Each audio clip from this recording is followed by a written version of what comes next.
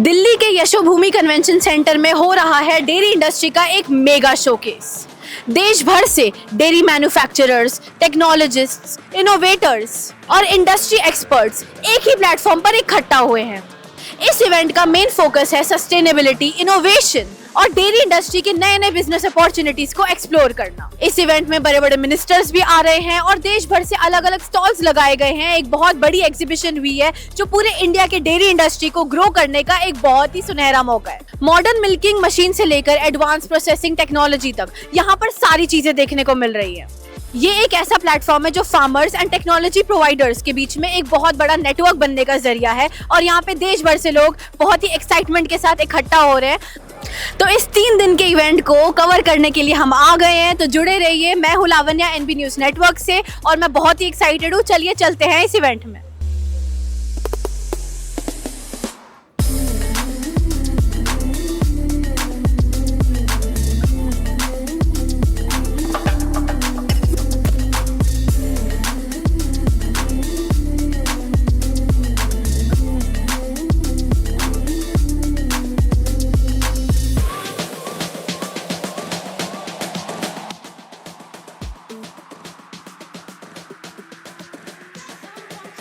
मौजूद इस सम्मानित मंच पर डायरेक्टर NDRI मिस्टर धीर सिंह जी, मौजूद यहाँ पर मिस लॉरेंस DG IDF, मौजूद इस सम्मानित मंच पर miss Varsha Joshi ji, additional secretary government of India. इस डेयरी इंडस्ट्री ने अलग पहचान बनाई।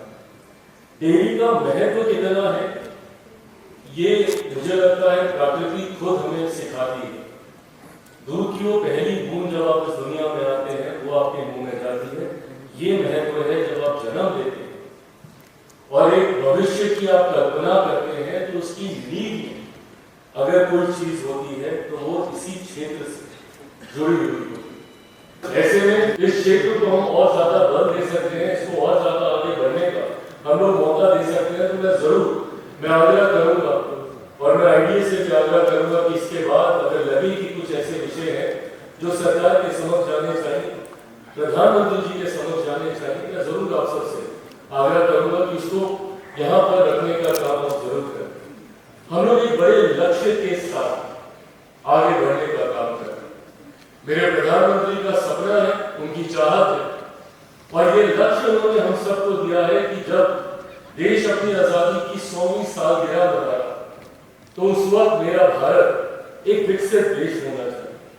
हम लोगों ने दशकों बिता दी, हमारी पिछली पीढ़ी ने परिश्रम किए, आजादी में जितने लोगों ने अपनी शहादत देने का काम किया, उनका भी यही सपना था कि एक दिन भारत उन विकसित देशों की श्रेणी में बराबरी पर आकर खड़ा हो।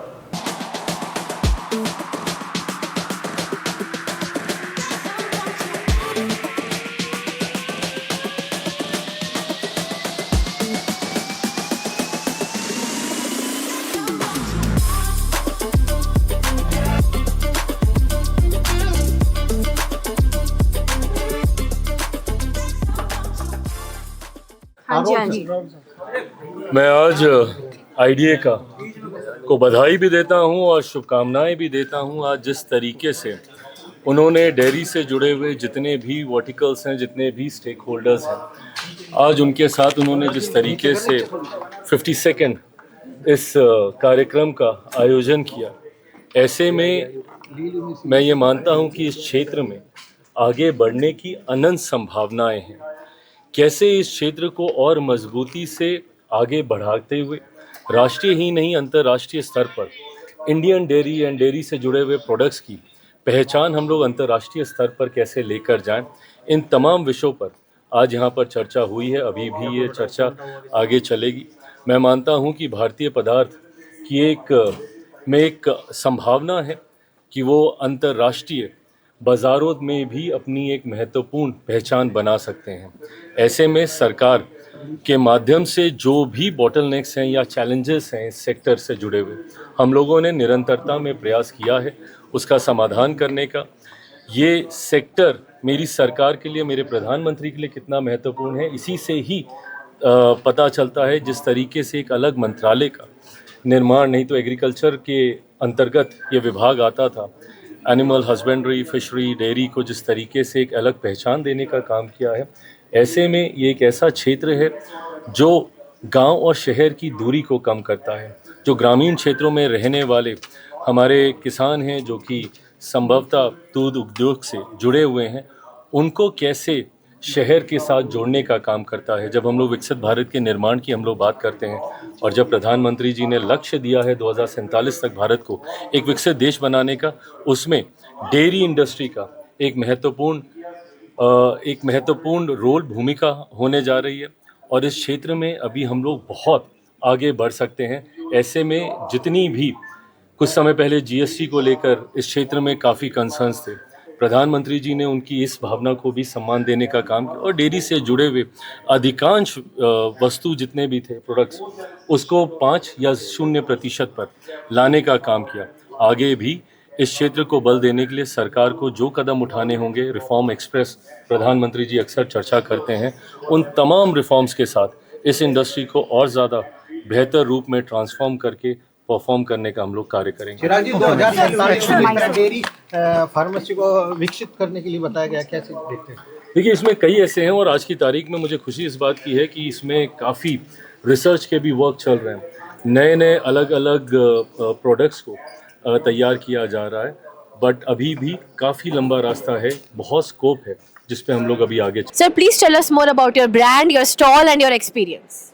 We are Crystal Scientific from Hyderabad, and we are the authorized distributors for Perkin Elmer, which is dealing with adulteration test kits. The companies the products are we are getting from China and UK. Sir, please tell us more about your brand, your stall, and your experience. We have been manufacturing these machines since 1993, and we have pan-India customers for packaging of products like curd, Shrikhand, lassi, yogurt, cheese, etc.